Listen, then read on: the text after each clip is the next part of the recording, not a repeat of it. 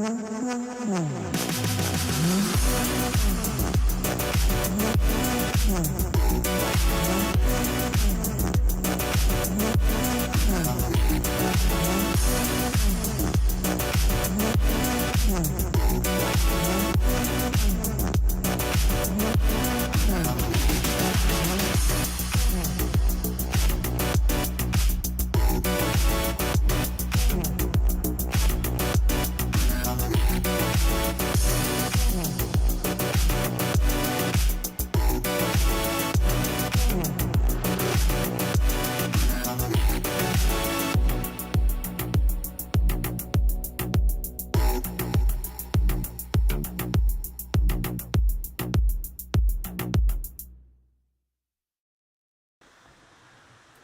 everybody, welcome into The Arena, a Multiplatform Gaming News Podcast. This is episode 187. I'm your host, Expat, along with my co-hosts, Burley of Burleyman Gaming, Fubu87, and Leah the Hatless.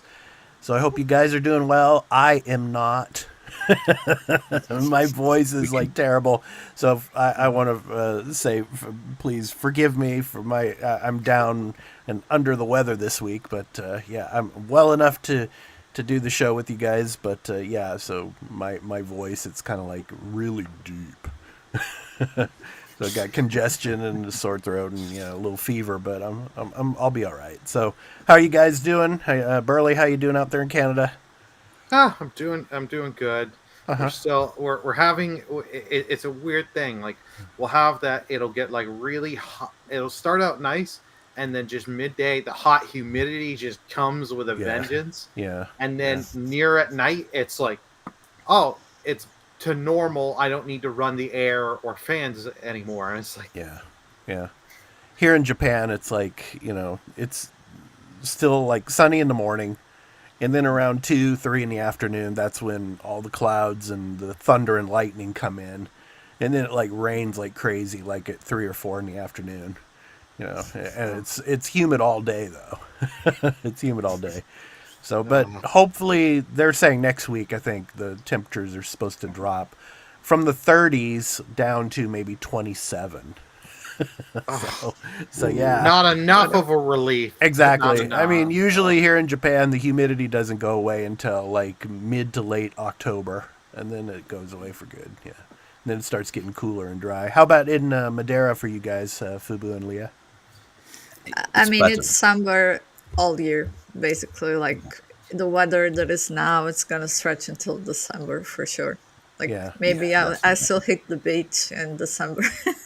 I'm pretty sure in October I'm gonna go to the beach, like I've been doing the last few years. I'm gonna do that. Nice. Hey, expat, do me a favor, since you got that deep voice and in memory of James Earl Jones, just give me "Luke, I am your father," like with a very deep voice. All right. Because I'm not feeling well and I'm sick, okay? I am your father. No! Oh, that was good. That's perfect. It's impossible!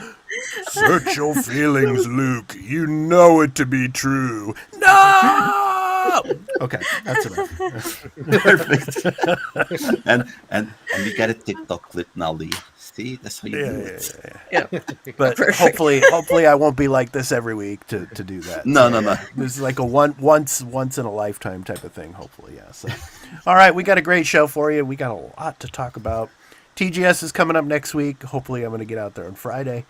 But anyway, got a big show for you. We're talking PlayStation, Nintendo, some Xbox stuff as well. So a ton of stuff. So let's go ahead and get into it because we got a lot of stories to cover in this episode. So let me go ahead and get the first story going here. So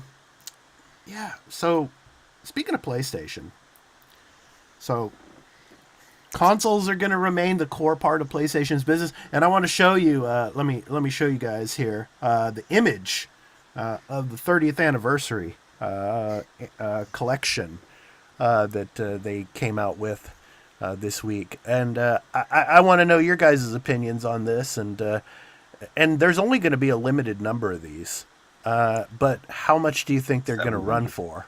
700? You think? Yeah. Yeah, it would be because of the price of the Plus. I'm sorry. Well, they've announced. they've announced all the stuff is the normal price. Okay. All right. The PS5 Pro, they're limited to 12,300 worldwide. So, and you get a number on the side of it. Yeah. Right. They That's should worth really $700. kicked in the Pro with this announcement and say, "Oh, there's the Pro is this, but wait, there's more, and there's this edition." And I feel like the criticism would have just rolled over because everyone wants this edition for sure. And it's beautiful. Yeah, it's beautiful. I have my PS5. I don't need it. I'll be honest. I'm buying the DualSense. Okay. Me too. DualSense as well. My PS5. Okay, Burley. So you've upgraded then. First you told me, it's just going to be the controller. I'll get the controller. Now it's no, it's just the controller, the DualSense controller. That's I thought it was just the regular controller at first. But okay, all right. Yeah, so, I'm buying the regular DualSense 30th anniversary dual controller. I'm not buying the Edge, the expensive one. Okay. I'm buying because it's like cool nostalgia, and the nice thing is I have the Dark Plates 2.0 done by a company and slid them on, and it's the PS original 1 color on mine. So it's like I gotta have a controller that matches it now. Yeah. And if I know I don't buy one, Fubu's gonna taunt me when he buys one. So. True. Okay, so let me talk about this real quick. This is from over a shout out over at the Gamer here. So the interview with Nishino Hideaki. He's the CEO of Sony Interactive Entertainment's platform business group. So he basically talked about making it clear that the consoles, including the forthcoming PS5 Pro, will continue to be a priority, particularly when it comes to game releases. And so he talked about that a lot. So I want to know your guys' thoughts on this. Is this the right strategy for PlayStation moving forward? Yes, some of the exclusives, after they've been out for a couple of years, like God of War Ragnarok, and of course Horizon, to name a couple, they're coming over to PC now. But I mean, is this the right strategy? As opposed to like Xbox going multi-platform and putting a lot of their big titles, on all of the other consoles. What do you think of this strategy, Burley? I'll start with you. Yeah, I get them doing this strategy because you know what, the PC sales on some of these games have worked out well for them, and they're seeing, like for the multiplayer games. Like Helldivers 2, they launched both on PC and PS5. It sold way more on PC than it did on PS5. Right. Just because you have the amount and having devices like Steam Deck and stuff like that that people giving more options for people to play Helldivers. Mm-hmm. I understand they're going to keep this way. It makes sense to me because if PlayStation, if they did day and day, for like let's say Spider-Man 3 or Wolverine, they did PC and PS5 day and day, people are going to be like, why am I buying a PlayStation console? I'll just get it on PC. It's day and day. Right. It's a thing that's been affecting Xbox. Xbox has sold less than half of what PS5 has sold, and more people are like, I can buy the game on Steam or the Microsoft Store or get PC Game Pass. I don't have to buy their hardware. But you have to think of how much more profit would they make by putting all these games multi-platform as opposed to just keeping them on one console. I mean, sorry. Go ahead. There is the potential to make more profit there, but the thing is, PlayStation wants to keep you in that ecosystem. They want to get you in there, and like here in Canada. If you're buying the digital versions of these games like Space Marine 2 and Forspoken and a few other games when they launch, they launch on the digital here in Canada a little bit more expensive than it is to buy them physical. So PlayStation is making extra profit on that. Because like Space Marine 2, for example, it retails at 89 Canadian before the tax, so 101. On PSN, it's $93, then that tax. So they're making an extra couple bucks on that sale.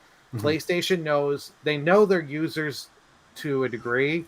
They know people will, if you can keep them in the ecosystem, people will buy it, and then you know what? Every so often, throw the PC to get help build some of these keep the franchises while we're waiting, since games take so long to develop. Be like, here you go, give the PC audience, and it has worked in some cases. I knew people that bought the first Horizon on Steam, then they went and got a PS5 or a PS4 Pro and bought Forbidden West, so that way they could have the next game right away. Yeah, I just want to play devil's advocate, though, because you're talking about, they want to keep everybody in the ecosystem, but they have like a 5-to-1 at least advantage over Xbox when it comes to console sales. Not, when it comes to Nintendo. Yeah, Nintendo's number one, but still, that Nintendo's their own, entity. Yeah. But, I mean, they have such an advantage. I don't think they really need to worry about the fact that people might not buy their consoles at this point because of so many people already having a PlayStation as opposed to, say, an Xbox. I agree. I agree. They don't necessarily need to worry, but remember, PlayStation is a Japanese company. I know that, Burley. I know that very well. I mean, I know you know that very well. I read the rumors, man. You know them. They're set in their ways. Because the same could be said for Nintendo. How many millions of copies? If you sold Mario Kart 8 on Steam, you could sell another 50 million copies on Steam. Oh yeah. Easily. But Nintendo wants it locked in their ecosystem. You experience it their way. Yeah. That's just how these companies are. Okay. Leah, your thoughts on this? I mean, they don't have another option. They're not like Xbox that has Game Pass that you can have on PC or other platforms. This is their core business, and that's fine. I feel like the only thing they really need to do another strategy is the gaming release. They consoles are solid at loss, so they can recuperate some of the profits in video games. And what we're really missing in the PS5 is just more games. Especially from PlayStation. I feel like we can count with our fingers like how many games were given to us by PlayStation Studios. Yeah. So, nothing wrong. We'll see how it goes. But good to know we're going to get at least PlayStation 6. And PlayStation 6, my prediction, it will be digital only. I'm predicting that. I think that as well. Yeah. Fubu, your thoughts? Go, Burley, go. My fault. They're going to have a digital model, but they'll do the whole thing of, you want physical? Here's the disc drive at another $100. They're going to do that. This is Apple. They're trying to be like Apple and sell you everything. All these other peripherals and everything. It's what they say: create the problem, sell the solution. That's a very good marketing strategy. Yeah, it is. It is what they do. It is. No. Apple. I remember. I'm going to talk about Sony Pros, but Apple. That's what they did. They did something with the charger, and it was creating a problem. The jack. Sorry, they took the jack out of the iPhone. I think it was 2 generations ago. They took the jack out, and then they sold an adapter, a USB adapter that you could put a jack in. So create the problem, sell the solution. It's smart because people then end up buying. And if they do the PlayStation 6 digitally only, and you have to attach a disc, because I like to have my physical media, I like to have that. I'm going to be one of those that will probably buy both things because I like to have the games in my hand. That's when it comes to this topic. It's I want to focus on something. Because this is my wishful thinking, but he's saying consoles. I'm assuming more than one, like a PSP2. I'm hoping for a PSP2. That'd be golden. I know. I would like to see that. But yes, they want the way they make money. They don't make money when the console comes out, especially to start this way. Along as the generation progresses, they tweak the console so it has less things inside, so it's cheaper to make, so they can have profit in the console. And they want you to have the console because they make most of the money own games, especially when it's games that are Sony exclusives. That's where they make most of the money, and of course the ecosystem, because they want you to buy the headsets, they want you to buy the portals, they want you to buy the analogs, the controllers, the new controllers. I want to buy the 200 and something controllers, because the pro one, so I can use it on online. The Edge, I want to use it on online gaming. I want that, and it has the holo. I'm forgetting the name now. The holo thing. I'm forgetting the name. The holo things. Yeah. See, I'm not for. Yeah, the joystick, the holo sticks. Yeah, it's like the Xbox has. Yeah, it's. I'm kind of drunk, so I'm forgetting words. No, I'm joking. That's the thing. I just wanted to add quickly, because Burley was saying like games are more expensive online on the PlayStation, and here is the opposite. The games are cheaper if you buy them on the console instead of the physical edition. So at least in Europe, they're kind of having a strategy to go digital more. Because like Astrobot, for example, the physical was $69 on store, and on the PlayStation store was $60. So like that's a €9 difference. Yeah. Okay, but that's not all games. Hi, get me a flight out to Madura. I need to move there now.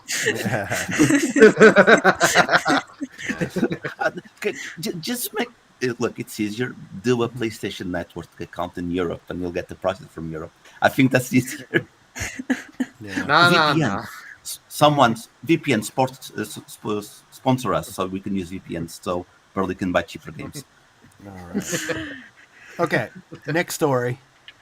So, I think, talking about the Switch 2, I mean, the PS5 Pro was announced, so there's a lot of speculation that Nintendo wanted to, wait until the PS5 Pro was announced before, revealing the new Switch. And it seems like it's imminent now.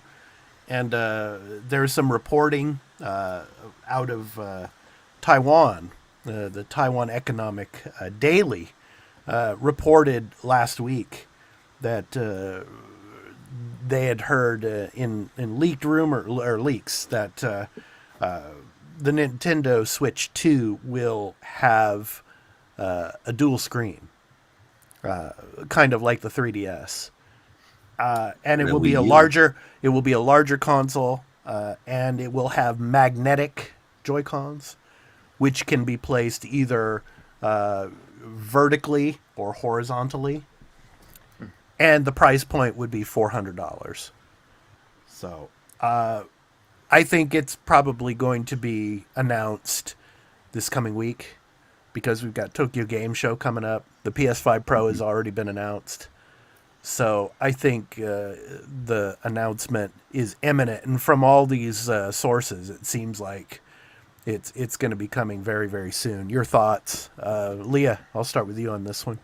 What do you think? I'm super. That would be my dream Switch. But I also seen that it's just simply like a Switch slightly bigger. So the screen would be around 8 inches. So relatively bigger than the Switch we have now, the OLED model, but a bit smaller than the Steam Deck. So 8 inches, you guys can picture, but it's kind of roughly the same.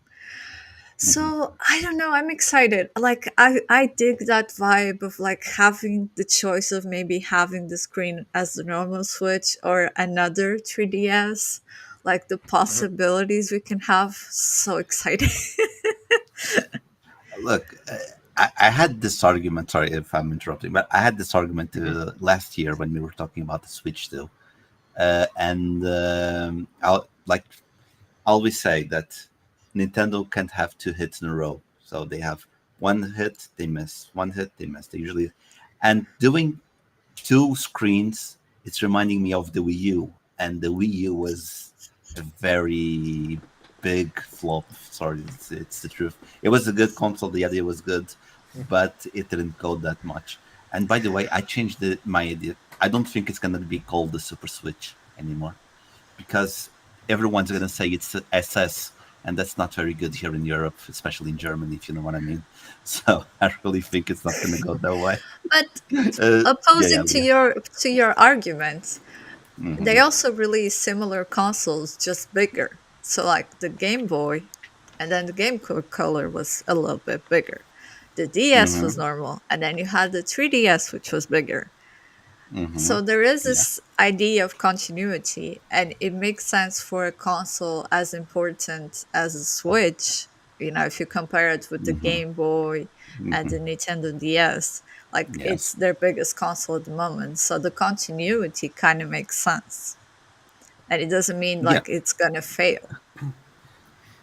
I know. I'm looking at the pattern. I'm not saying I hope, and I've said this last year, I hope it doesn't fail because I love Nintendo. Made my childhood. I love their games nowadays.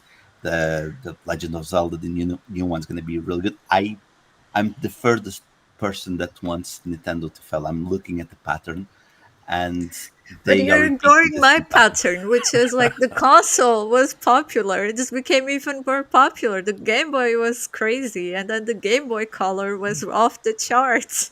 Everyone had one. So there's two case points here. So Burley is the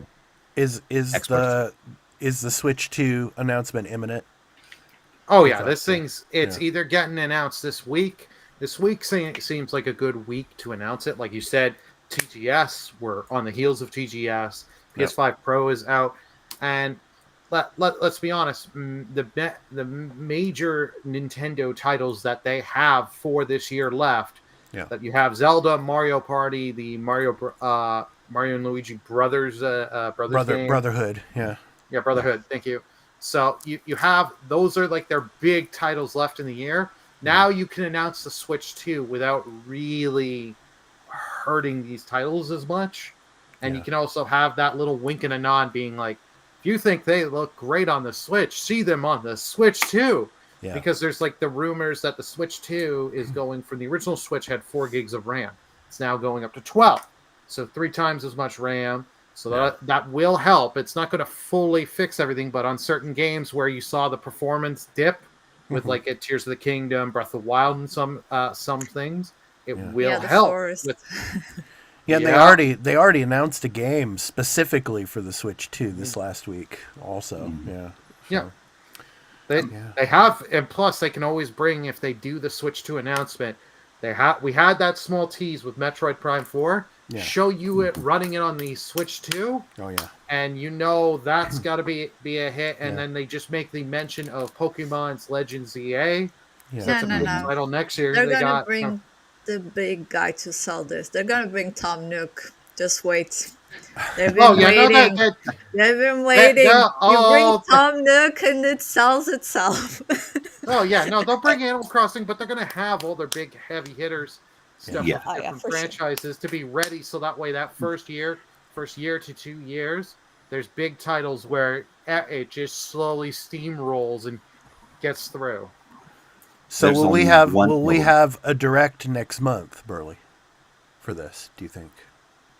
If we don't have a direct or a showcase for this week, it's in October. Yeah. I would say.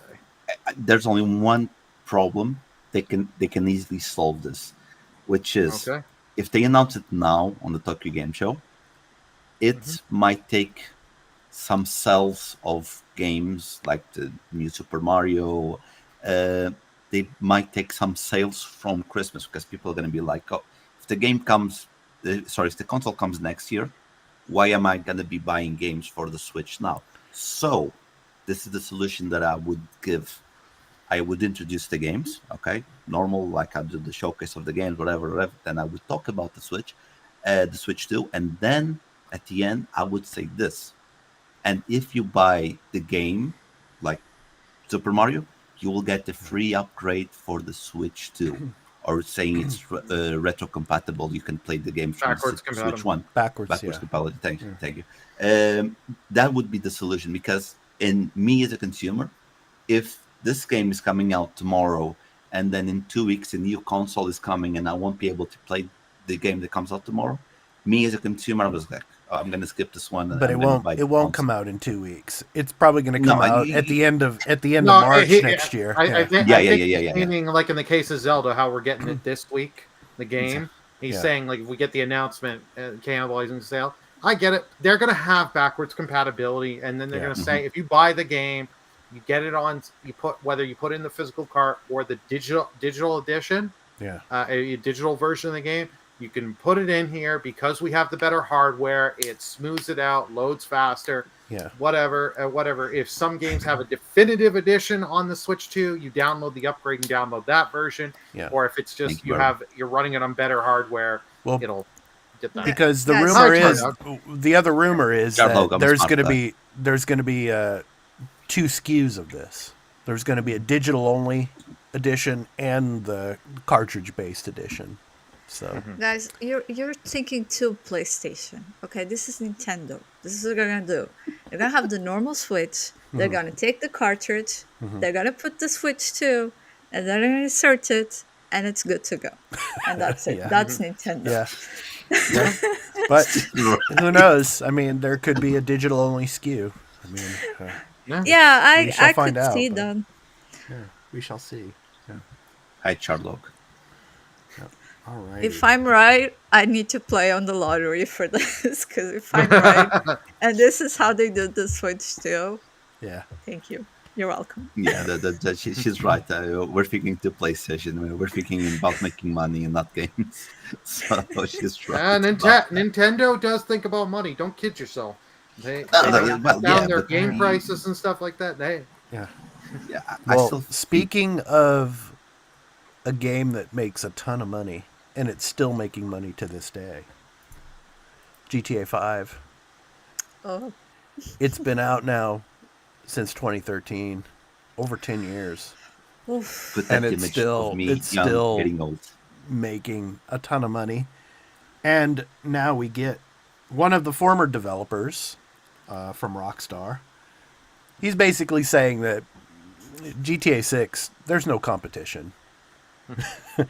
When it's ready to come out, they will put it out. Most likely there will be, if there's a release window at the early stage of next year, it'll probably come out in 2025. But they will bring it out when it's ready, and there will be no competition. And he's saying that this game will sell for over 10 years, like GTA 5 has. So I'd like to get your thoughts, and I'd like to get everybody else's thoughts in the comments. What do you think? I mean, is GTA 6 a game that's not going to have any competition whatsoever? Is it going to blow every other game out of the water? Is it going to sell like hundreds of millions, over 1 billion like GTA 5 has? Burley, what do you think, man?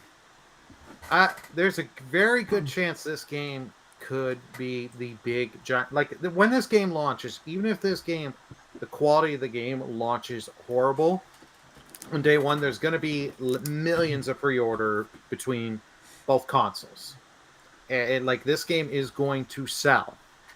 My thing is, I think there'll be competition, but I don't think it's going to be the competition. Like the competition has to be so steep and has so much that gives you something GTA doesn't to make it stand out enough. The real question is GTA Online, because they've got a problem with that, because you have to import it, but also not fully import it, because you got to get people to buy shit on there and the shark cards and casinos in there, because that's where they just make a ton of money on it. Now that I'm very curious to see how they've done. Like we have this video trailer. We have seen not that much other than some leaked footage of the game. Yeah. So it's GTA, so you know what you're gonna get, but are we gonna get anything new, exciting to make it other than the better graphics for GTA 6? That makes it, because 5 is still selling and 5 is so popular. Is it going to be enough to make people go from 5 to 6? I'm very curious to see. And it's like, what do you do? How long do you keep 5 online up? because 5 is still printing them money, and there's all the RP communities that Chardog mentioned. This is going to be a very interesting to see. Yeah, and it also says that the PC version, which has not been announced, would most likely be coming around 2027. Yeah, they usually a year or two, or two out. It's consoles get it for a year to two, and then the PC. Right. Yeah. Fubu, Leah, your thoughts? I have there's no actually. thoughts. Don't worry. Basically, I'll talk for you. Go ahead then. Go. I can talk for you. I can talk for both of us. It's good. It's good. No, it's look. When it comes to this game, there is no competition. They tried to do some competition, and I think the only thing that got close enough with, especially a very good open world, it was Mafia 2. They tried with Just Cause. It was crazy. It was too crazy. Saints Row started okay, but then it got way too crazy. You go to hell, you go to space, you go everywhere. It got too crazy. I think Mafia was the ones that managed to keep themselves rooted in a little bit of reality, more reality. And Mafia 2 being the best of all the Mafias so far. I think that's the one that got the closest to being as good as GTA. GTA, there is no competition, and I applaud Rockstar because sometimes when no one has competition, they slack, but they do not slack in this case. I think that they are putting their hearts and souls into this game. It's going to be crazy good. When it comes to the online, this is very simple. And I'm going to talk about something that you don't like, but very quick. But basically, this is FIFA in EAFC all over again, because you spend money all year. Not me, I avoid that. But you spend money all year long buying cards. You're right. It's fast. You're so full of shit. No. You spend a ton of money on that. Come on, man. No. I don't do microtransactions. I just buy the game. 100 years for the game for the full year. That's what I do. But there are people, especially content creators, they spend money all year long on the game. When the new cycle starts, they lose everything. They just get some welcome backpacks. I think they will have to do the same thing here. GTA 5 can stop online, not immediately, because if they're smart, I think they will do what they did on GTA 5. They will launch the game, so people play the game, people get used to the mechanics, to the world, everything, and then they will soft launch the online, and then people will go there. When it comes to the 10 years, from what I've read, the idea from them is they're going to release the first map, which will be Miami. It's going to be Vice City. Yeah. It's going to be Vice City. Open world Vice City, which is insane. Open world Vice City, exactly. Yeah. It's going to be crazy. It's going to be so good. Oh, yeah. And as the years progress, they will release new areas. They will release Los Santos.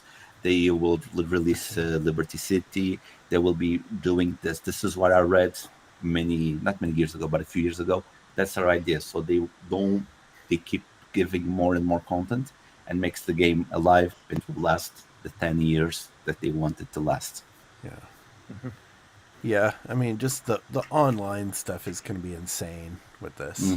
I mean, it's going to be amazing. Yeah, I can't wait to play this game. I'll be playing this game forever. Yeah. Like I did GTA 5. I mean, it was just getting in the car and driving around LA. I mean, come on, it's not Los Santos, it's Los Angeles. Come on. It's just like, Vice City, it's Miami. So I'm looking forward to this so much. We actually have a comment here in the chat. Yeah, go ahead, man. That Donovan Viper put in. It sold the amount of copies because it spanned across 3 console generations, because this came right as the PS3, just before the PS4 and Xbox One came out, and then we got the consoles as well as PC. It depends how many more gens of consoles it will be released in another 11 years. It's like that is a fair point. PS5, PS6. And there you have it.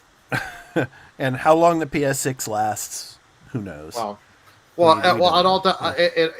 all depends, because if it's the runaway success like 5 was, where it sells and makes $1 billion really quickly, and the online is active, and they just have to keep throwing servers to keep keep everything balanced so people can keep playing, they'll keep it longer. If it's not as big of a hit like 5 was, it won't last as long. I think it's going to be bigger than 5. I really do. Yes. And it all depends on the characters in the game. Yeah. I mean, Trevor, Michael, and Franklin were just amazing. You know, the trifecta of those 3 in the game in GTA 5. So what the chemistry is going to be between the main protagonists in GTA 6, that will be important. Will be very important, I think. So, yeah, for its success. So, we shall see. Yeah. Me as a man, I like a strong Latina, so I'm going to like her. So I'm good on that aspect. Great stuff, man. Honestly, I feel like Carl when we talk about Nintendo or Princess Peach, because like I'm completely off the loop. I never played GTA. I have to ask Carl, if you're watching this, when does GTA 6 come on Xbox? Tell me, leave a comment, man, okay? Yeah, and I would be interested to know what the gender, like male to female ratio is of people who have actually bought GTA 5 over the years and actually played it. Probably predominantly male, but I'm not sure. But all right, so next up, you guys, we had, Star Wars The Acolyte that came out recently that, people didn't like too much, unfortunately, but oh well, when it comes to the video games, Knights of the Old Republic is still being developed, Burley. Still. Yep. Who knows when that's ever going to come out? 20-something. 2027 when GTA 6 comes out on PC when it blows it out of the water. No, it's coming next year. It's going to be Grand Theft Auto's competition. But, well, we've had 2 popular Jedi games that have come out, Jedi Fallen Order and Jedi Survivor. Well, it seems like now the 3rd game is going to start development. So Respawn is developing the final chapter of the Star Wars Jedi story, EA says. So this is from over at Video Games Chronicle. So Laura Miele, president of EA Entertainment and Technology, mentioned the project during a presentation at the company's Investor Relations Day on Tuesday. Quote, "We have delivered some of the highest quality and best-selling Star Wars games of all time, with over $5 billion in net bookings," end quote, she said. Quote, "This impressive track record includes, of course, the Star Wars Jedi games, where over 40 million Star Wars fans have connected with Cal Kestis and his arc of becoming a powerful Jedi. So, quote, Respawn is working hard to bring the final chapter of this thrilling story to players," end quote. So, let's speculate. Let's talk about what we could see in a 3rd and final installment of the Jedi series. So those of you who have not played the Jedi games, we will try to keep it as spoiler-free as possible. Try. Gotta be difficult. But where could we go in a 3rd game? Like, let's talk about, like, especially Burley, like gameplay mechanics. I mean, what kind of new or current gameplay mechanics that have been put into the first 2 games could be improved upon, or new game mechanics that you would like to see in a 3rd installment? Your thoughts? I would love more Force abilities. Like they do have a fair amount of the Force powers. I would like some more Force abilities to really make it not only just stand more so they stand out, more variety in the combat. Like in 2, they really upped with the different lightsaber styles, and you have like the different stances and all that. Give me some new Force abilities. Oh yeah, the good old gameplay here. Yep. So come on, Burley, you knew I had to throw that in there. Come on. Oh, I knew you were, and I thank you. Yeah. But yeah, so some new stuff for Cal Jedi wise, but you know what I'd like to really see gameplay?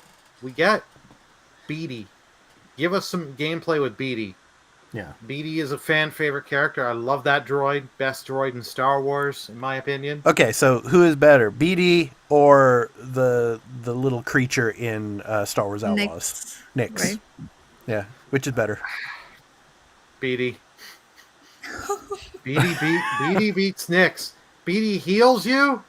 Nyx with the latest updates. Nyx is not fetching those healing items. Okay, let us know in the comments, BD or Nyx. Yeah. Yes. So, yeah. Leah, what do you think? I don't know. Usually these Jedi things always end with like eternal glory, or they just get sick and tired of everything and just leave and pretend like being a Jedi never happened. Or Darth Vader shows up. Oh yeah, usually that. He just never dies. Your father. No! It's impossible! Search your feelings, Luke. You know it to be true. No! So maybe, who knows, maybe we'll have a similar path of just him leaving the Jedi life behind, like being there in a foreign planet in I a still bar, think it never happened. that Monahan is going to show up in Ahsoka season 2. I think they're going to bring him into live action. I really do. Yeah, it makes sense. Yeah. Oh, maybe he meets Grogu or something, or the Mandalorian in like an alternate universe. Yeah, they could put That's Grogu in. Well, yeah, they could. I mean, it would be pre-Mandalorian, but yeah.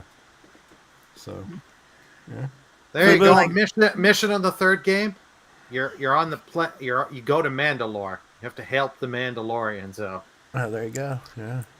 Get that Beskar. Maybe that's how they got the Beskar in the first Mandalorian. Maybe Cal picked it up.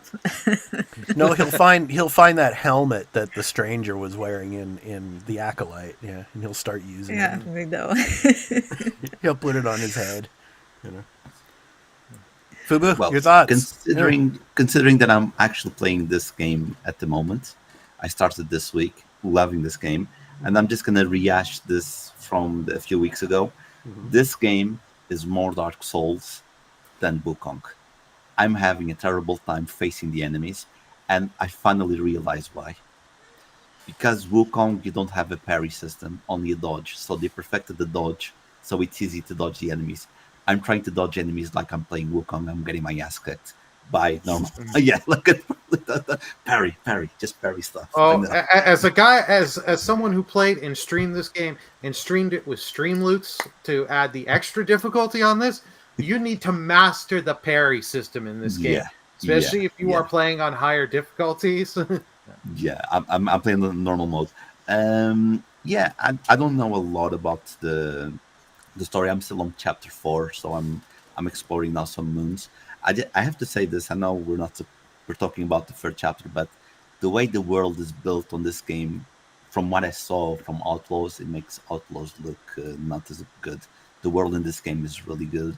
Very different types of world, but very detailed on this one. I'm really enjoying, having a fun time exploring, and then I see the Metroidvania aspect of the game where, I can't go. I don't have the power for this one. I'll have to come back later. So I don't know exactly the end of this game. So I'm just gonna say what I would like to see, because I don't know if that happens on this game. But I would like for him to team up with Luke, with Ahsoka, because if he shows up in this Ahsoka show, it would be very fun to have her here, considering where the timeline ends. I would like to see him team up with stronger Jedis, even Luke, and then would go on the sense that Burley was speaking of, learning new abilities, because he's learning new tricks from different masters, and would have more force abilities. I think that would be very good. And the end, I don't want him to die because I really like him. I don't want him to die, so I just hope he gets a family and goes to a planet and has a happy life. Yeah. They won't kill him off, I don't think. But I hope not. He's likable. Yeah. I think they will kill him off, and the only reason I say that is a certain event that happens in this game, Jedi Survivor. I won't spoil, but thank you. Something happens, and I feel he is going to face a certain enemy that Cal just can't beat. That's all I'll say. I have an argument. I know it's not going to be valid because the game wasn't out when it will not be valid. It is not valid. I'm sorry. I'm going to shut up. No, don't say your idea. Say your idea. You're using some Jedi fire. Come on. I'm playing the game. No, because when episode 9 came out, you heard all the voices of all the Jedis, but you didn't hear the voice from Cal. So I assume he's alive. That's the argument I'm going to use. Yeah. Maybe. I don't know, man. We shall see. But the thing is, are the games canon? Yes. Yes? Okay. Mm-hmm. Yeah. No, the games are canon. All right. Char says, can we get an Obi-Wan game? Well, maybe the name of the game is Hello There. Maybe Cal will go to Tatooine and meet up with Obi-Wan. Who knows? Yeah. All right. So next up,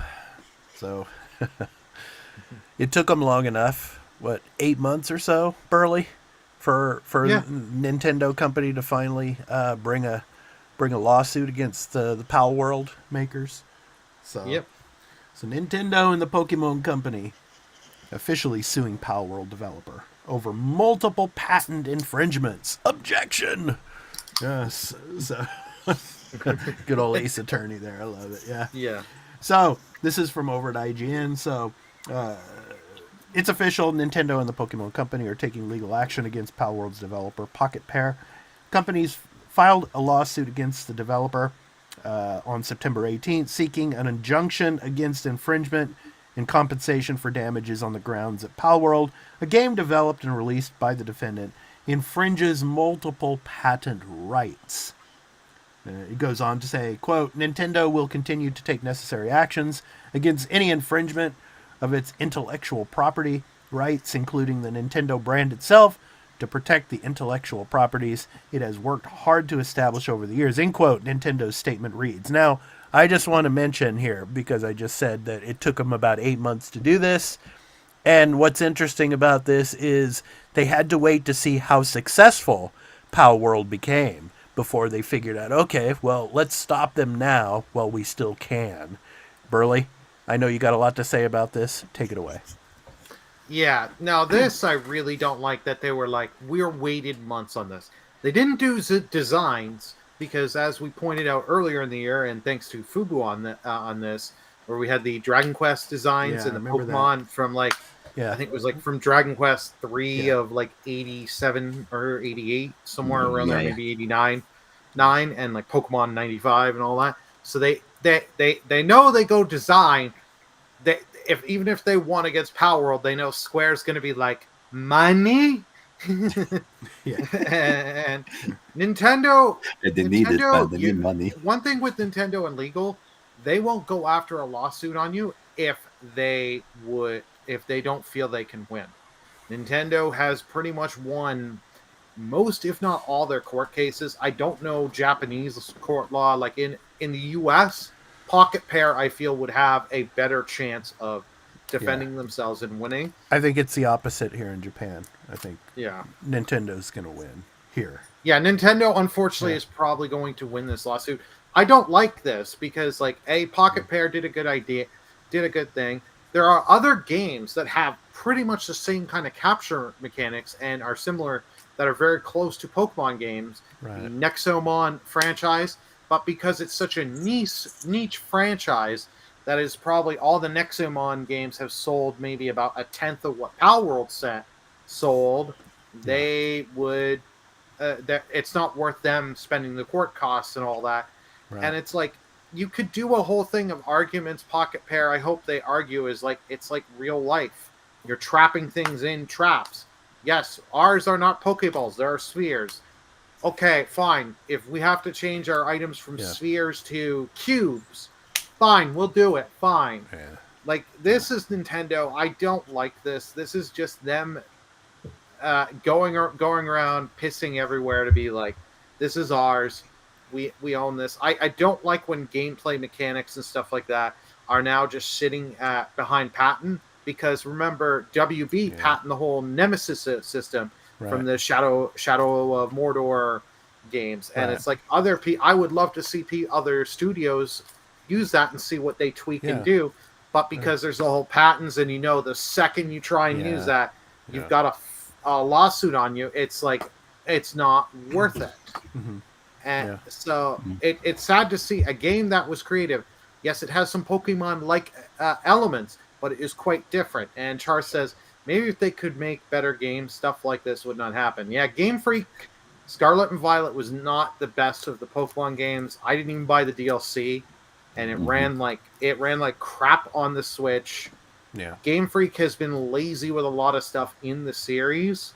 Yeah. And Nintendo allows it because Nintendo only owns like a third of this. Yeah. They don't care because they get that every time a Pokemon game comes out, it sells a ton, the merch and everything. They just sit there and collect the giant royalty checks. Yeah. Yeah. I'm going to say this. Either way, Nintendo's going to lose.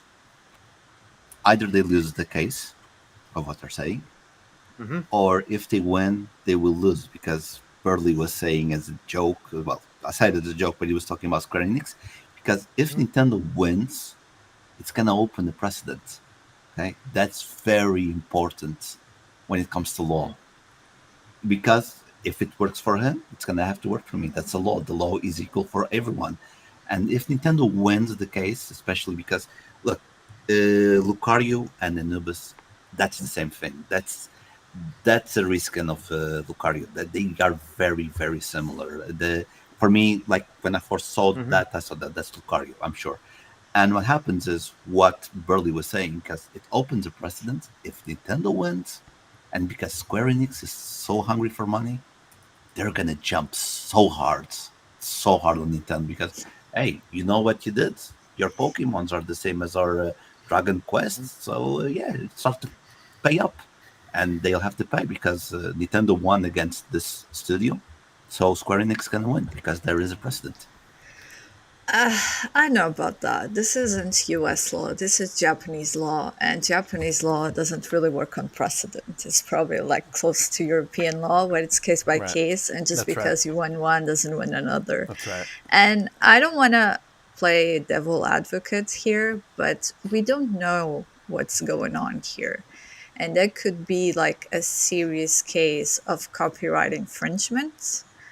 And we don't know. And I know Nintendo is being the bad guy, suing Palworld because Palworld is cool.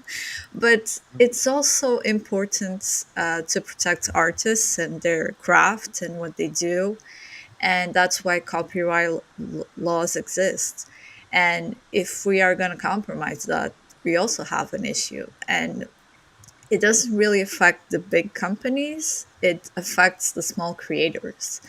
So in one way or another, we also need to, work to preserve this law as best as we can.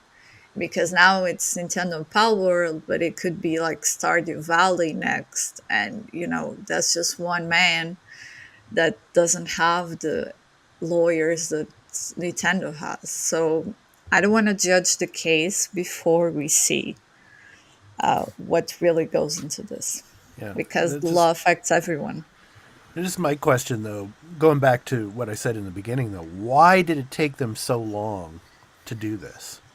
I mean, in most instances, it would have been like, as soon as the game would have come out, whoa, what are you guys doing? Okay, lawsuit, boom, But no, it's like they waited almost a year. So it's media attention. I'm going to say this. They wanted to avoid the media attention because Palworld, at the time it came out, was probably the biggest game in the world. During that week that the game was out, it was probably the biggest game in the world. And it was and sorry for the curse word, but it would be a shitstorm of media news regarding the situation. Then they would overanalyze it. And again, I'll go back with the Square Enix and the Pokemons. They would go back to that. They wanted to avoid the storm. They wanted to avoid the storm of media. Now that Palworld, I'm not going to say it's dead, but it's people are talking way less, because at the time everyone was saying Game of the Year. No one's talking about as Palworld for Game of the Year. So not a lot of people. There's some people probably, but people are more focused in other games now. Depending on the category. Yes, depending on the category, because I keep saying Final Fantasy Game of the Year. Let's go. They were waiting for it to dial down a little bit, and because it's dialed down, so not everyone's talking as much as before. We're gonna go for the kill because they're not making as much money now. Because again, big dog versus small dog, underdog in this case. The audience being everyone talking about, everyone would be on the side of the underdog. Everyone loves the underdog story. Everyone would support Palworld, and now that it's. But everybody plays Nintendo, though. That's true. Everybody plays Nintendo. Yeah. As for why it might have taken them so long, they were weighing their options definitely to see if this game, the game had started to be picking up. They've been doing more and more content updates to Palworld and adding more and more features in there, especially because like Palworld, not only do you have the whole online function there, it gives you, if you're buying it on Steam, you have the options to install it on a computer or on a server and run your own virtual server and have your friends be able to go in on your own server, so you're not on the main servers, and you can play together, farm, and work together on this. Yeah. So Nintendo, I think, because the game had been creeping back up in numbers and there has been interest back in the game, I think Nintendo was like, okay, this thing's getting closer and closer to getting to because this is still in early access. This is not fully, this isn't the 1.0 of the game.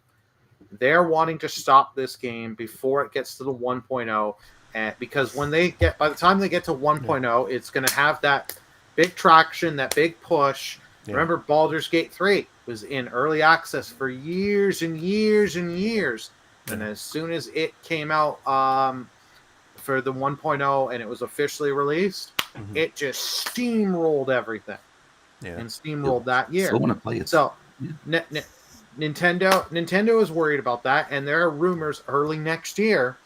We're getting Legends EA is coming early next year. Right. Rumors. Right. So they're worried that this is going to hurt the sales of their Pokemon game. Yeah. Instead of, putting the time and effort and being on Game Freak's ass and making sure this is good. Because I'm going to say this out here. Game Freak are not good developers. All their other games that they make do not sell. Pokemon's the only thing that sells for them. Yeah.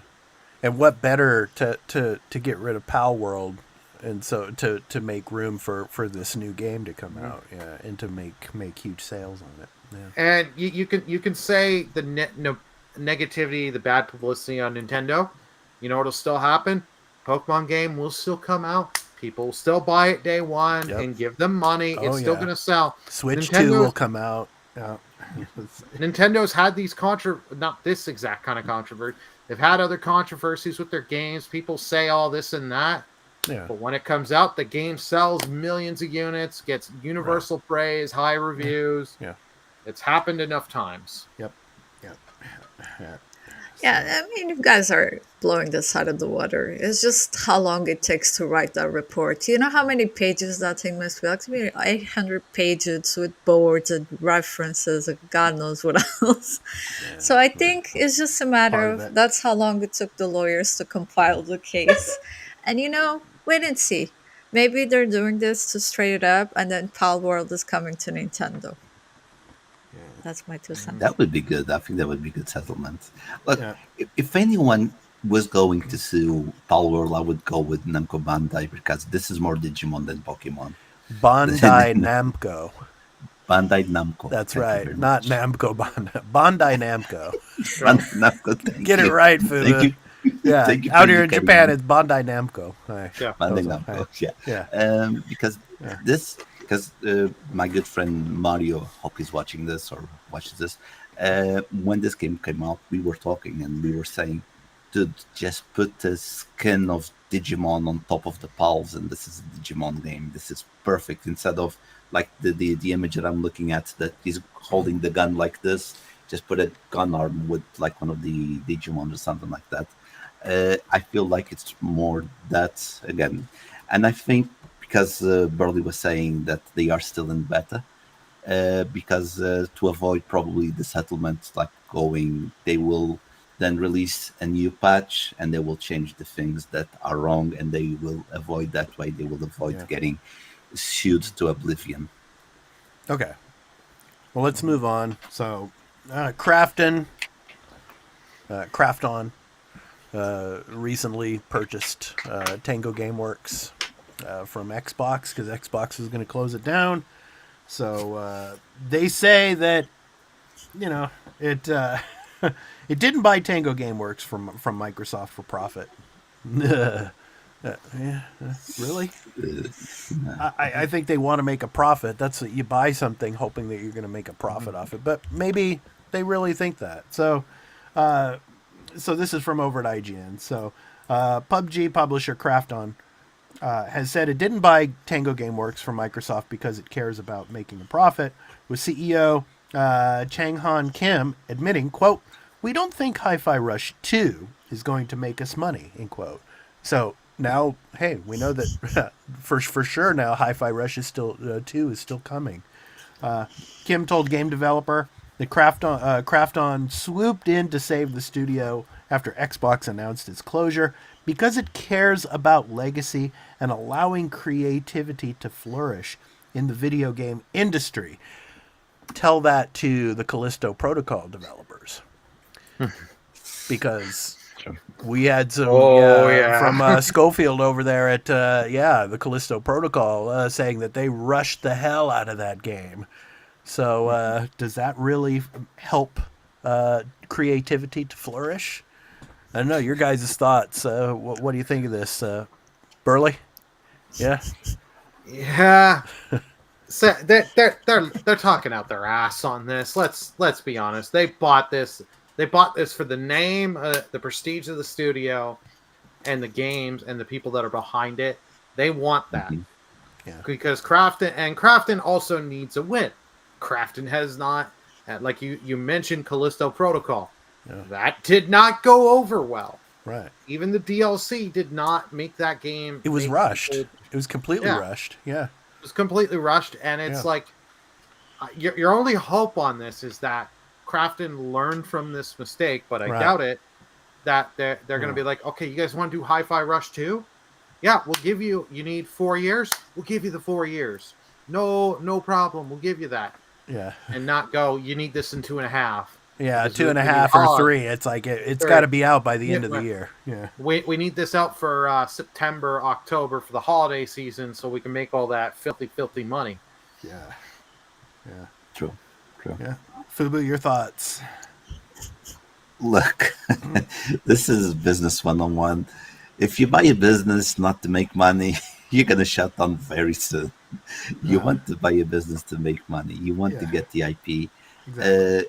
Even, I don't know, I'm not going to say they're going to close the studio, but even if they bought the studio to get the people behind it, to then transfer it to a different studio or whatever they want to do, they bought it for a reason. They saw some value in it.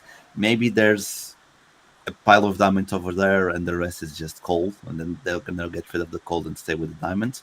Yeah. But when you buy businesses to make money, this is just blowing out their asses. This is ridiculous. Just say, we're hoping to make money. I'm not going to say we hope to make this amount of money because of the people that invested in us, but just say, no, we buy stuff to make money. You don't buy, like, I buy food to eat because I'm hungry, not because of just, I'm fat. You know what I mean? Yeah. I buy food because I'm hungry, because I want something from it. Yeah. So that's the only thing I can say about it. Yeah. Leah? I mean, never heard of a company who doesn't want to make money, but whatever floats their boat, right? I mean, who are we to judge? But I think it's an important message to leave for the studio, and especially Japan, because there could be a concern that they're buying and then the company is like going to dismantle Tango GameWorks. So it's more of it's okay, it's fine, we're going to preserve this game, we're going to release Hi-Fi Rush 2, it's going to be fine. Let's not stress. It's like, this is not a repetition of what happened before with Xbox. But I disagree with what they're saying, that it's not going to make them any profit. I think it will make them profit when Hi-Fi Rush 2 does come out, because Rush, the first Hi-Fi Rush was such a success. Yeah. I think so too, but I think that's not the core of why they bought it. So like maybe that'd be the message, that it's not about just the money, it's more than that. I think it's the IP. They might be preparing something that we don't know yet as the public. Yeah. But the insiders know. They may be like what Sony did with Concord. They saw something they bought, not because the game, they thought that the idea of the IP was good, so they bought the IP. Mm-hmm. I'm thinking that, they're going to have the Hi-Fi Rush IP, but maybe there's a hidden IP behind it that they think is going to make a lot of money, and they're doing that. Yeah, we shall see. So, good old KRAFTON. So, alrighty. So, we had... Do you guys know what Ryuga Gotoku means? No. No. Like a dragon? Very good knowledge, Burley. That is correct. Thank you. I do remember this because you taught me this. Yes. Ryuga Gotoku means like a dragon. So that's why, the studio's name, Ryuga Gotoku. So they had their summit just a couple of days ago. And boy, we were wrong about Judgment 3. I guess it's gonna take, or for Burley, of course, his never-ending dream of Kaito's revenge. I mean, I guess maybe it's just not ready to announce yet. I mean, because Ryuga Gotoku is very famous for just spitting out titles very quickly. So I was really thinking that we would get, Judgment 3, but what I was not prepared for was to see a game Majima-focused. So here we go. So Majima-focused Like a Dragon Pirate Yakuza in Hawaii is announced at the Ryuga Gotoku Summit. I mean, everybody's saying, okay, this is, Yakuza meets Assassin's Creed Black Flag, or you could say it meets Sea of Thieves or whatever. I mean, just another pirate game. Just One Piece. Exactly, One Piece. Yeah, I mean, what are they doing here? I mean, the style of the game and all, it's very Yakuza and all, and I'm going to show some of it, of course, but I mean, this is kind of a spin-off of Infinite Wealth, of course. But I mean, I was not expecting this. I really wasn't. I mean, this is more like a comedy type of thing they're doing here. So, I mean, and at the summit, they had a lot of the, the actors, the voice actors, and some of the voice actors were actually in some really, really good TV series recently, too. So, like Tokyo Vice... and all, and they also showed off the new Yakuza series that's coming out too, the TV series, the streaming network series. So, but I want to get your thoughts, guys, on this Yakuza in Hawaii. So, and let me go ahead and get this started here, and I'll let you guys talk about it. So, we're gonna get Majima here sitting in the chair and talking about, I woke up on a beach and I didn't know why I woke up on the beach and where I was before and all, and stuff. So let me talk about a little bit of so we had this lengthy trailer here and about the gameplay. So it shows Majima fighting on the main Hawaii map from Like a Dragon Infinite Wealth alongside on ships and other new areas. And Majima can fight in either the Mad Dog style or the Sea Dog style. And players can jump for the first time in the Yakuza series. So Yakuza fans have been awaiting this game's reveal for what feels like a long time, even though the last mainline game, the colossal Like a Dragon Infinite Wealth, arrived as a last mainline entry in January. Ryuga Gotoku Studio has become known for its rapid releases. That's over from IGN. So Burley, your thoughts? It's not Kaito's Revenge. It's not Judgment 3. I guess we're going to have to wait a little bit longer for that. But your thoughts on this Majima-based Yakuza game? Yar, shiver me timbers! It just hits the old cold. I know. Jeez, man. Yeah. So I had to go for that. This was a surprise. Like I figured we'd get, if we weren't getting Judgment 3, potentially I said like DLC, but it was like a side game and just some craziness, and because I don't think he's actually, for as far as I know, I don't think he's had his own game where he's the sole star. Like I know he's in some of the earlier Yakuza games, and it's him him and Kiryu are like him and dual Kiryu. protagonists. Kiryu. Yeah. So we have a few people in the chat here. Chardog saying I'm so excited for this. Can't wait. Yeah. Fryman says Majima game, let's go. Donnie says Samoa Joe's gonna be in it too. Yeah. This was such a surprise, but you know it's the wackiness. It's it'll keep me. I'm interested. I'll keep an eye on this game. Yeah. But this was just like something. How are they going to, like, I still marvel at how many games they're putting out. You'd think, like, we'd have a year off with nothing, where we don't get anything and just wait. But nope, they're just like, nope, we can't have a dry year. Yeah. Got to get it out. And you know what? Pirates are in right now, so. Yeah.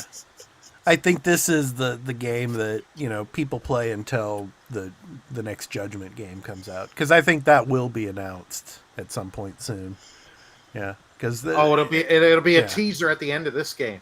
Yeah, Judgment probably. 3, Kaito's Revenge. Yeah, it won't be Kaito's Revenge, but yeah, it'll be Judgment 3. Yeah, so you're Perlewood, Saya, Altony. Yeah. So Fubu, your thoughts on another pirate game? Let me try my best pirate voice. What be a pirate's favorite letter? No, dude, no, you just sounded Scottish there. Okay. For the rock. No, okay, what is a pirate's favorite letter? It's the C. No, don't ruin the joke. Everyone says it's R. You ruined the joke. It's basically you say R. No, it is the C. That's the joke, and Leah had to ruin it. Thank you, Leah. Yeah, much like this game, I just like to surprise. No one is expecting this game for sure. No one's expecting this game. Yeah, I like pirate games. It's always very, very fun. Yeah. But this is the thing that I go back what I was saying to GTA. This is an open world game, right? The Yakuza games, from what I've seen, it's supposed and this is why GTA it's on its own, because look, I like it, but I think it's getting silly. It's going away from the seriousness that could be because Yakuza is something very serious, especially in Japan, especially right? the Judgment games. The Judgment games are the most serious of them all. I think. Yeah. And it goes a little bit silly. That's but if fans like it, I'm not going to say it is for me, but also I'm not going to say it's not for me. I would give it a go because I like this. Like one of my favorite Assassin's Creed, beside the ones with Ezio, it's Black Flag. I like Black Flag a lot. It's the pirate one. Yeah. I do like that. So it's something that I would give it a go, but it's because I'm not in this franchise. It's something that Edward Kenway. Edward Kenway. It's so good. Edward Kenway. He's great. So good. Yeah. And you know who's the voice actor, right? Of Edward Kenway? Yeah. Yes. It's a guy that he has a very good resume. He used to be Constantine on the DCU Universe TV one. So he is a very good actor and he has other good stuff. Very good. Yep. Leah, your thoughts? Pirates, Yakuza. I mean, just doesn't game mesh. Looks cool. Game looks cool. It just doesn't mesh, does it?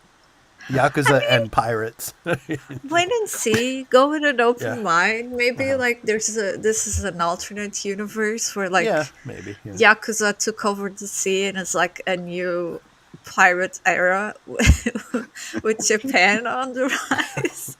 Like who knows? Like they can literally do anything in this game. Figure out there's been an apocalypse and they all live in ships now, and that's how we get this game. Waterworld. Waterworld, yeah. Oh, I just want to say one thing in the chat to Chardog. He says, I need to go back and play Lost Judgment. Lost Judgment is, it was one of my favorite games of the past couple of years. And Kimura Takuya, he's really, really good in those games. So, and it shows a lot about, Japanese society and especially the education system, which I am a part of. So it's a very, very, very well done game. So please if you're gonna play it, you need to play it with the Japanese voice acting. Yes. Lost Judgment and Judgment. Expat told me to do it, and I cold-heartedly agree. Nothing's bad with the English voicing, but you'll get the better effects of it. Yeah. And Donnie says in chat, Leah needs Yakuza Dead Souls. LOL. No. Help me. So anyway, yeah. So I wonder, because we're getting this game, are we going to get a later on DLC, a crossover with One Piece? Wouldn't mind. Like, if it comes out at the same time as the series on Netflix, I wouldn't pass. No, I meant like the anime itself. Yeah, the anime itself. Yeah. You could do some fever dream crap where he drinks a special bottle of rum and thinks he's in that world. No. No, he eats fruit. He eats a fruit that's spoiled. A devil fruit. He eats a fruit and then he has a fever dream that he ate a devil fruit and developed some. They need to pay you some money. That's a good idea, man. So, Ryuga Gotoku, they're really busy. So, be interesting to see how well this game does. Infinite Wealth, obviously, very, very successful. And I'm sure when the Judgment 3 gets announced, whenever that is, it will be really successful as well. So, all right. So, next up, our picks of the week. So, each and every week here on the Arena Gaming News Podcast, we do our picks of the week from releases.com. So, you can go over to releases.com and check out all the games that are coming out this week and through the rest of September and beyond. So, www.releases.com. And for the week of September 23rd through the 29th, Fubu, you're up first. Take it away. What's your pick of the week? My pick of the week is EA Sports FC 25. And I'm telling you now, this is so sad because I'm looking at the text. It's only 3 lines. The guy's like, I have a minimum of letters. I'm just going to write three lines and I'm done. I don't want to talk about this anymore. But anyway, EA Sports FC 25 gives you more ways to win for a club. Team up with friends in your favorite modes with a new 5 versus 5 rush and manage your club to victory as FC IQ delivers more tactical control than ever before. That's a lie. I'm playing that game. They're dumb as a rock. They are so dumb. They don't run. They don't do anything. This is a lie. The 5 versus 5, it's actually fun. As you guys know, I keep saying jokes about that I'm playing. And yes, I'm going to do a selfless, shameless plug. I've been doing content again for EAFC because my father is better, thank God. So I'm doing content again. I'm having a blast with the game. Now I'm being serious. I'm having a blast with the game. The game feels a little bit improved. The AI, the IQ, it's not. No, they're still stupid. They don't run like I say. They have the new rush mode, which is 5 versus 5. Really fun game modes. That's actually something very innovative that I'm really impressed. But play with friends, because if you play with random people, they don't know how to shoot a ball and you'll get more mad than before. But yeah, graphics, it's great. It's a reskin. Basically, they updated the roster of the teams. They updated the rosters with the transfers. They're starting to do their promos because, of course, this game is heavy on microtransactions. Don't spend money on this game. Only just buy the game and don't spend anything. No, it's a ripoff, man. Go to the casino. At least at the casino, you can hit the jackpot and get rich. Here, you'll just get a card and sell for virtual coins. So, what about somebody who's never played the game before, Fubu? I mean, someone like you that have played every single version of this game. What about somebody that's never played it before? Would you recommend it? If I would recommend it, first you need to love the sport. You need to love football. and then you have to be very patient because you face so many sweats in this game that you keep losing, you get frustrated. Unless you're a person that doesn't mind losing, you face losing as improving, you will have a very bad time. You'll get very angry. Just go play offline on the easy mode if you want to do that, because there is a lot of content offline. You can do your career. You pick a player, you go to stardom as a player, just control that player. You can do your own club. You can buy players, sell players, do your own championships, win the Champions League, go coach a nation. There is a lot of offline content that you can play. Me personally, I play online, and also this community is extremely toxic. How's Ultimate Team this year? Well, Chardog, I'm liking the game this year. They added a lot of new stuff on Ultimate Team. It is really fun. Of course, it's because it's new. But like I was saying, you can play Rush on 5 versus 5, which is Rush. It's very fun, but you need to play with friends. The market, you'll have to be very patient to invest in the market, which is something that I like to do. I like to invest in the market. The gameplay feels slower than last year's, but that is normally the thing. Every year the game starts slow and then they patch up and the game gets fast because everyone complains and it gets more arcadey than the beginning. Now it feels like more a simulator than an arcade game. But that's my pick of the week.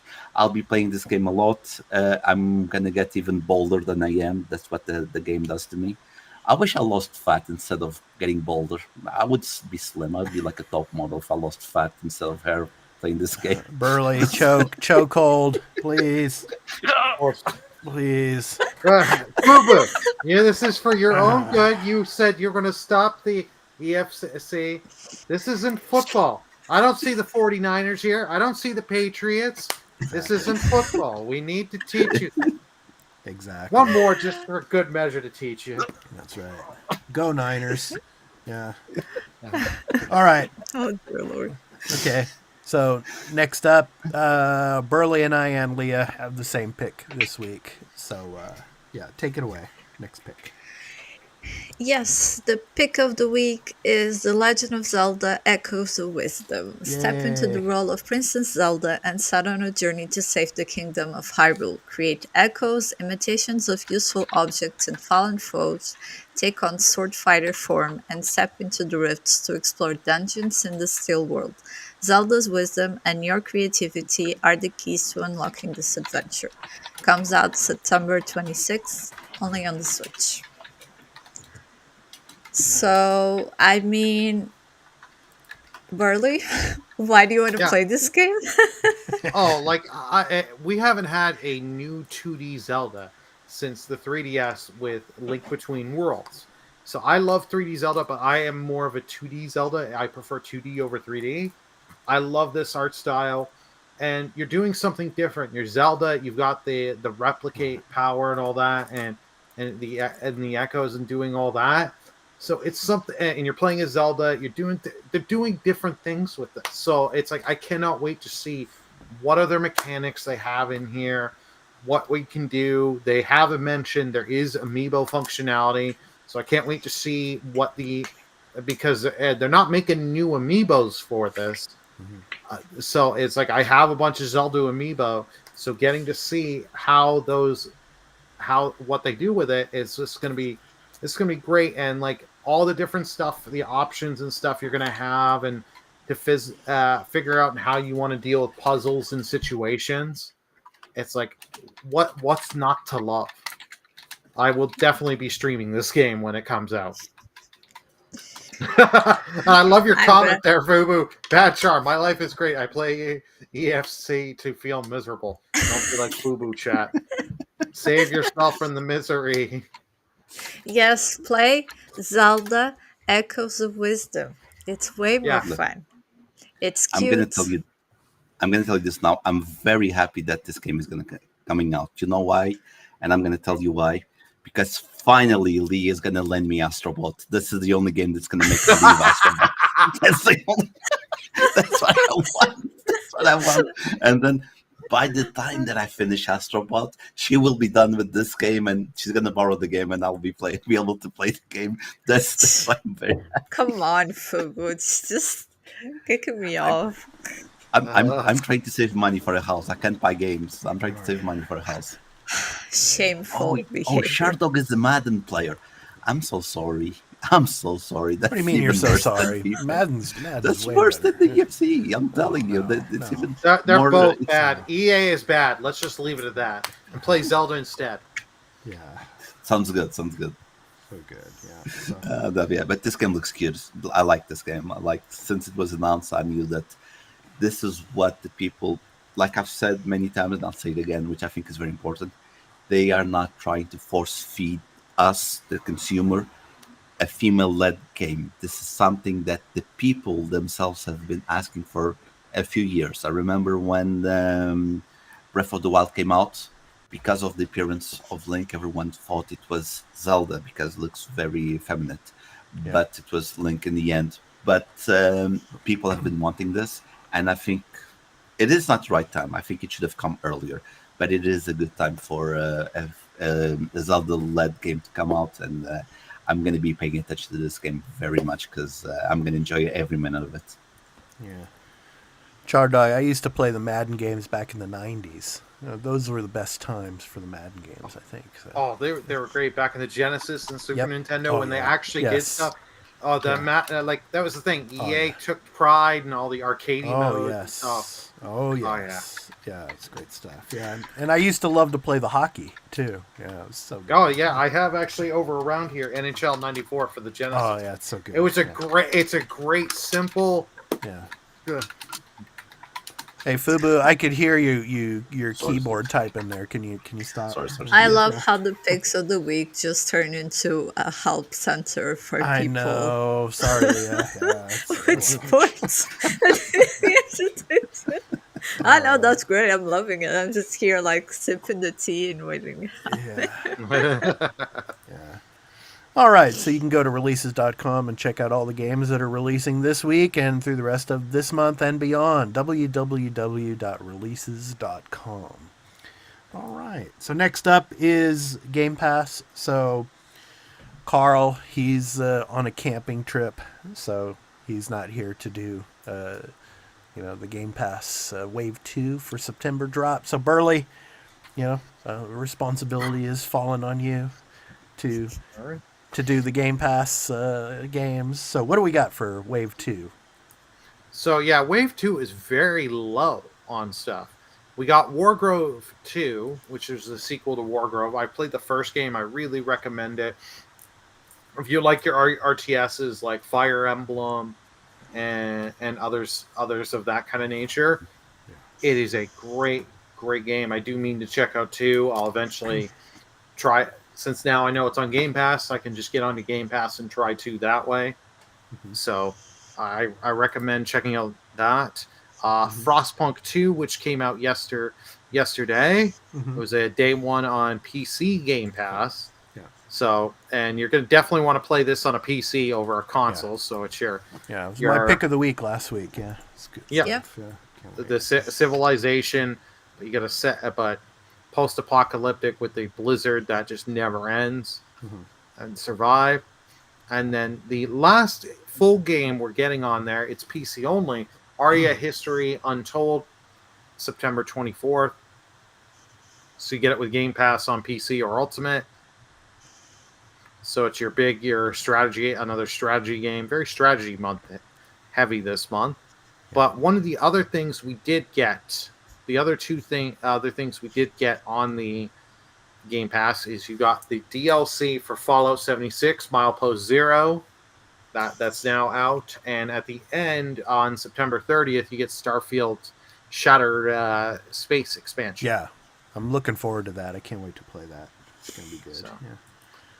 We're hoping for more, Activision Blizzard kind of drops. So, but like nothing. They just were like, nah, maybe October, maybe someday. Yeah. Maybe never. And still that's in PlayStation Plus. Yeah, so we shall see. But So that is the Game Pass games, Wave 2 for September. So hopefully in the next week or so we'll get the Wave 1 for October. And maybe we'll get a Call of Duty game in there. We shall see, but All right, so next up, it's time for our programming notes. So we got a lot of stuff to talk about in programming notes. So here at the Arena Productions, we are not only a video game related channel, we are also into the entertainment and pop culture related scene. So many TV shows and streaming shows and movies we talk about here on the Arena Productions. So it's time to talk about some of the things that we've put up this week.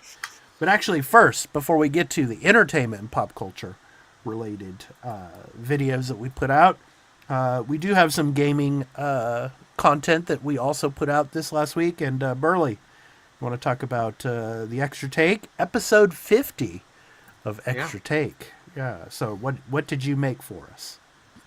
We got Plucky Squire. So that had just launched on PS Plus. So I show you stuff from inside Chapter 2 of the game, the second chapter. So it's early, but I don't show anything really spoiler. I talk about some of the gameplay mechanics, and if you are a trophy hunter, I tell you how to get a really easy gold trophy. Nice. So, and give you some trophy tips that if you're going to go for the platinum. I haven't played it in the last couple of days, but I will be continuing playing it. I highly recommend you check out the video. And if you do have PS Plus Extra, if you are into these style of games, I highly recommend it. They've done a really good job.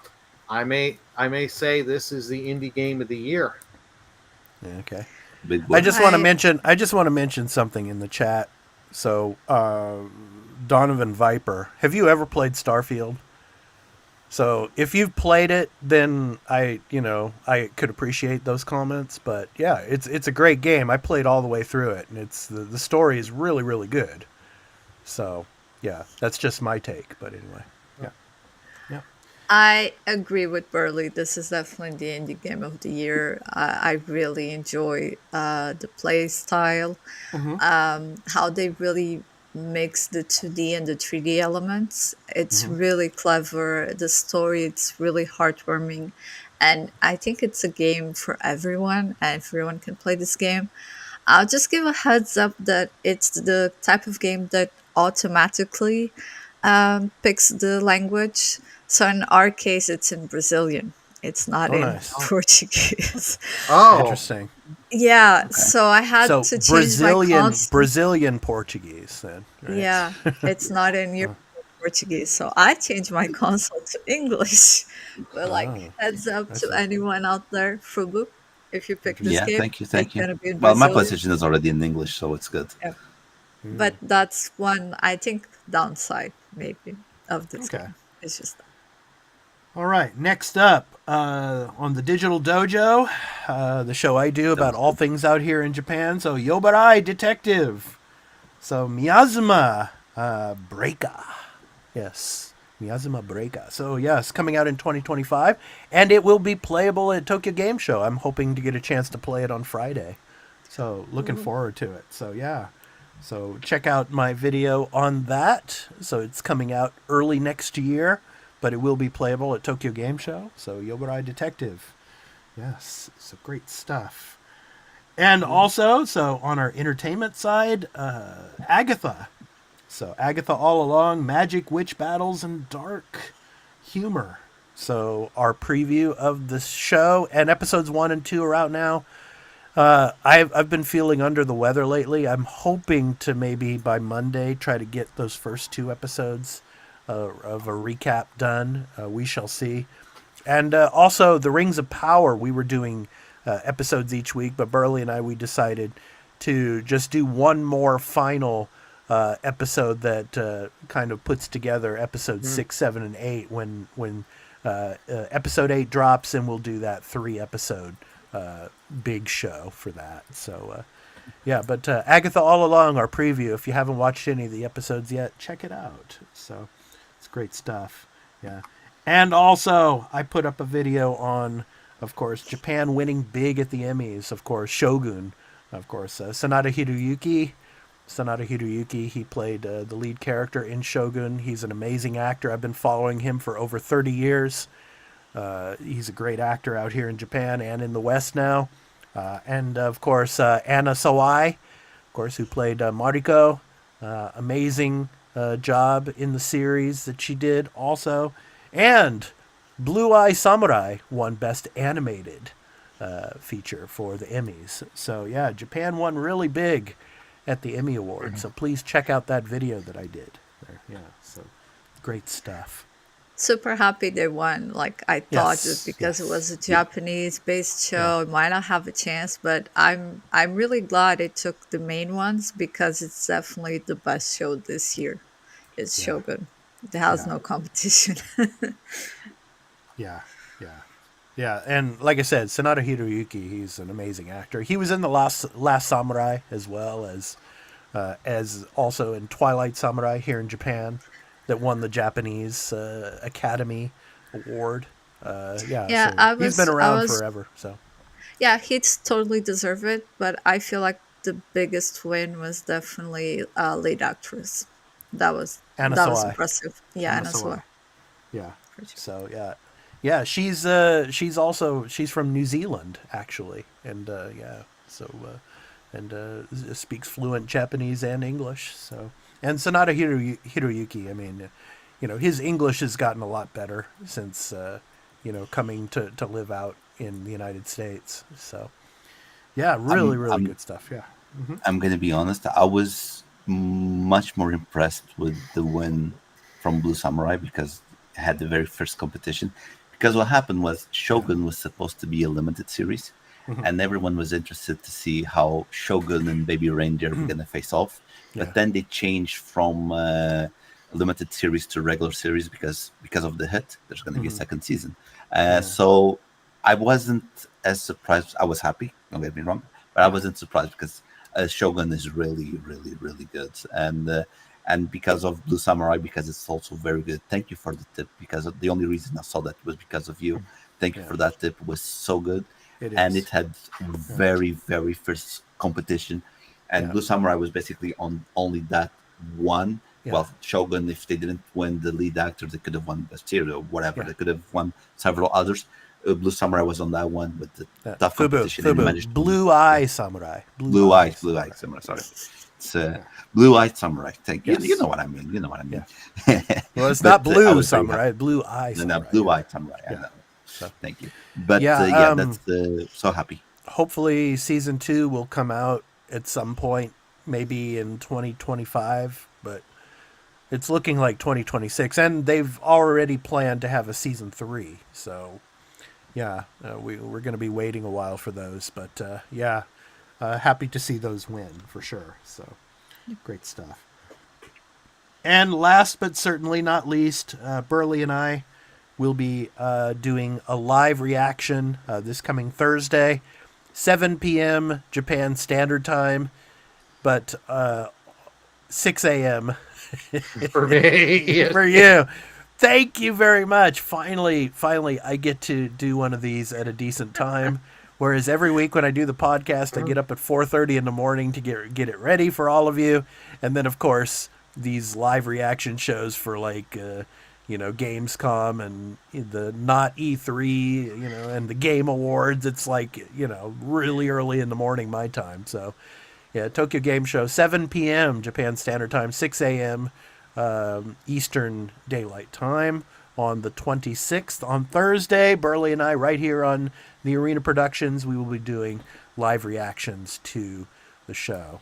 So, and Phil Spencer will be there, and he will be talking about the releases. And I have a question for you guys. So, most likely Final Fantasy 16 is going to be brought to Xbox. What about Final Fantasy 7? No, I'm not thinking it's going to happen. I think Final Fantasy 16 will definitely be announced to come to Xbox, but not 7 yet. Your guys' thoughts? It might. I don't know. They may announce a release date. It's not coming out this year, but maybe next year. And they're setting up and saying as well, opening the door to more titles coming and not just 7. Yeah. Could be like the announcement of a partnership of more titles to come. Right. What I read, which I don't think is going to be real, but I did read that Final Fantasy 16 and Final Fantasy Rebirth were going to come out on the Xbox on the Game Pass, because we didn't sell many copies on the PlayStation. On the Game Pass, I don't believe it. And Final Fantasy 7 Rebirth and not 7 Remake doesn't make any sense, because you're in the middle. So that one, I think 16 makes sense. If you want to release Final Fantasy 7 Rebirth, you need to release a Remake as well and make it a full thing. Again, I don't mind. I used to be I don't want numbered Final Fantasy games in other consoles. I changed my mind in that sense, but I wouldn't like to see Final Fantasy 7 in other consoles, because that is the flagship game of the PlayStation. That's a bit confusing for me, but I wouldn't mind seeing a Crisis Core, Final Fantasy 16, Final Fantasy 13, and so on. Yeah. I wouldn't, and I want. Square Enix already gave me a Final Fantasy 7 remake. I'm at peace with them. I want them to have success. Yeah. I don't think 7 remake, like I've said several times, Hit and Rebirth aren't coming. PlayStation made deals on that one. 16 maybe, but like 16 Sony funded the development, so it all depends on the agreements. But you'll get like the Pixel remaster, you'll see that. Yeah. I have a feeling the Pixel remaster, because that just made no sense. We're gonna put that because it originally was Switch and PC, and then came to PlayStation. So it's like, throw that on PlayStation. Makes sense. Some people are saying on Xbox. Sorry. Some people are saying out here that we could get a Persona 6 announcement at TGS. I'm not buying it, because Metaphor ReFantazio is coming out next month. Why would you want to kill the momentum for that game and throw Persona 6 out into the wild? I think that's probably Game Awards that they're going to say something about that. But Metaphor is going to be at the show, and Burley, Hotel Barcelona. We're gonna get 45 minutes on Hotel Barcelona, then the Pixel remaster. Suda and Swear, they're going to be talking about Hotel Barcelona. I can't wait to see that. And finally, let me show you. This is the official program table for Tokyo Game Show. So we have the 26th. 27th, 28th, and 29th. I will be going on the 27th on Friday. So Sega Atlas and Square Enix, they're doing their programs. On the Thursday, Koei Tecmo, Capcom, Microsoft Japan. Like we said, Burley and I will be doing live stream reaction to that. And then on Saturday and Sunday, or actually Saturday and Monday, actually, it's not Monday, it's Sunday. So they made a mistake on that. But anyway, you have Gung Ho Online Entertainment that's going to cap off Saturday. And then Japan Game Awards feature division. Saturday and Sunday is the public days. So it's going to be really, really crowded. So looking forward to Friday to checking it out there. So, yeah. Guys, have anything you want to say about this program list here? The timetable? I was surprised to see Aniplex, which isn't it an anime company? Yeah. Yes. Okay. Yeah. Just check. Yep. I'm hoping for more gameplay from the new Dynasty Warriors game from Koei Tecmo. I want that. Yeah, I think we're going to get some of that. Yeah. And that'll be on the showroom floor, too, probably. So, yeah. Well, it seems like a good lineup, and like Capcom has announced what they're going to show, and for their upcoming titles that they have in development. So, sorry, Burley. Curious to see for some of the others, like Ubisoft Japan. Yeah, that's Shadows. Yeah, Shadows for sure. Yeah, that's Shadows, and please for the love, they're going. Please for the love of God, buy this game, because Outlaws did not move the needle. And there's going to be a cosplayer there for Yasuke, I'm sure. Looking forward to that. Yeah, looking forward to that. I was thinking maybe you can play Resident Evil 2 remake on the Tokyo Game Show? Yeah, Because it's maybe. coming soon. Maybe. Well, That'd Resident be Evil cool. 2 remake is already out. Oh no, Silent Hill 2. That's what I was saying. Right. Yeah, I was It going to comes say. out in October. Yeah, Sorry. Silent Hill 2, Thanks, that's bro. coming. Yeah. No problem. Yeah, and then the Japan Game Awards. I wonder what's going to win. Yeah, the game of the year for the Japan Game Awards. We shall see. But yeah, maybe Persona 3 Reload. Astrobot. Astrobot. Astrobot. Yeah, maybe. Yeah, possibility. We shall see. Yeah. So that's the official timetable. Yeah. So good stuff. Looking forward to seeing what they have. Yeah. Looking forward to getting out to Makuhari again, out to Chiba. So I used to live in Chiba. I lived in Chiba for three and a half years. So I was very close to Makuhari. Like on the train, it'd take about 15 minutes to get out there. So that's close. Yeah, very close. Yeah. I could, when I was living out there in my apartment back then, my wife and I, we could hear the fireworks from Tokyo Disneyland every night. It's cool stuff. That's a pain. Yeah, because the Tokyo Disneyland is also out in Chiba. It's not in Tokyo, so yeah. Okay. So yeah, great stuff. Yeah, looking forward to it. So we got the program there. So good stuff. All right. So now it's time to talk about the games that we're going to be playing this upcoming week. What do you guys got on your docket? Burley, what do you got to play and stream this week?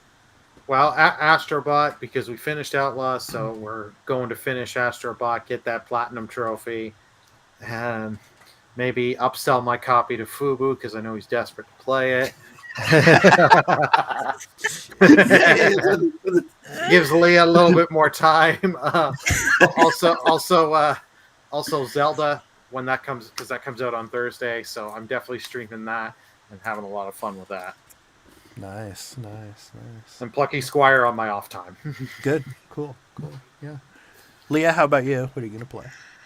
Same as Burley. So Plucky Squire, I started it and played a little bit. Astrobot, and of course, maybe Zelda now because it probably won't arrive on time. I'm gonna have to wait next week to transport. But if it does arrive this week, I'm also gonna play Zelda. Yeah.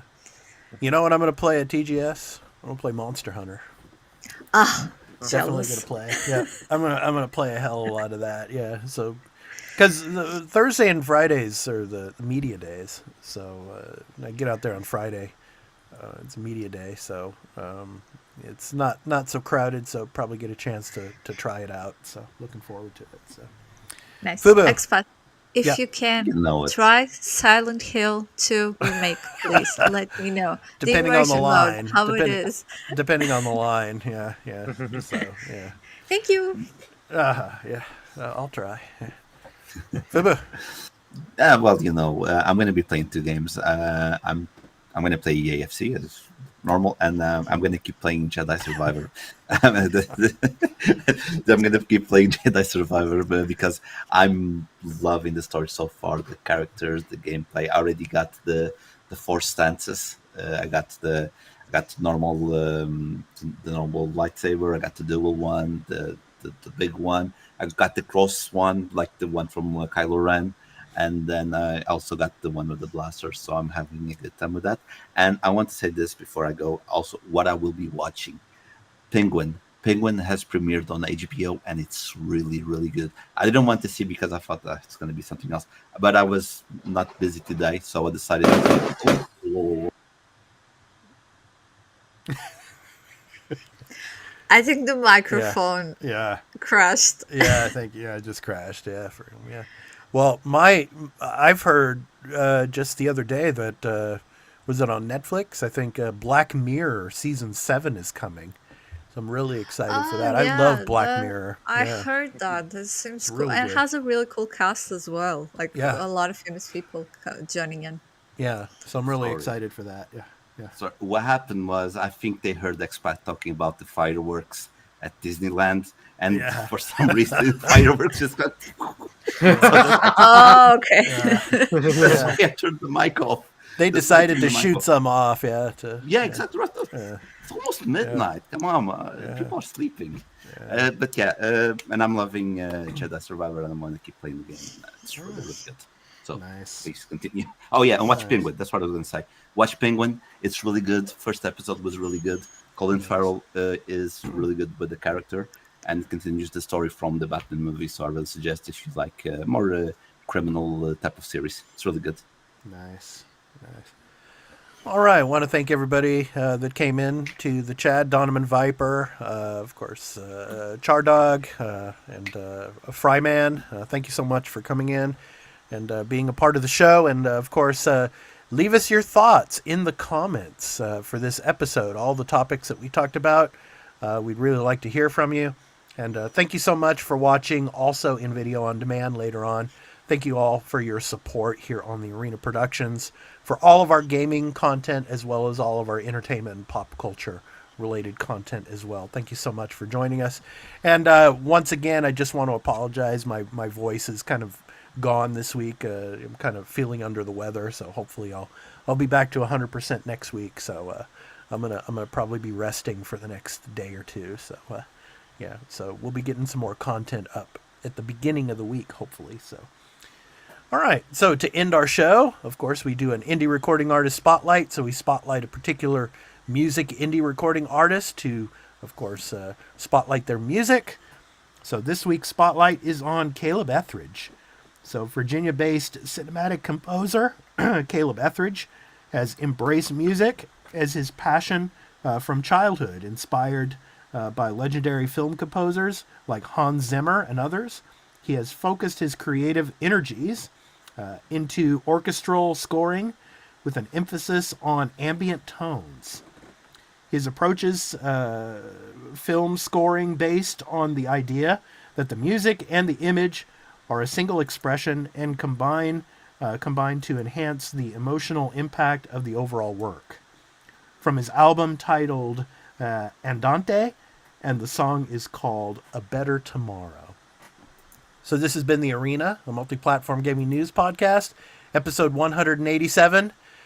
We hope you have a great week. I've been your host, Expat, along with my co-hosts, Burleman Gaming, Fubu87, and Leah the Hatless.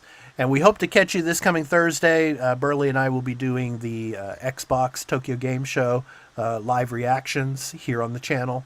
So we hope to catch you for that, as well as next week on Saturday when we have a lot of the recap from Tokyo Game Show for the first 2 days of it. So anyway, have a great week of gaming and enjoy the outro. So take care, everyone. Peace out.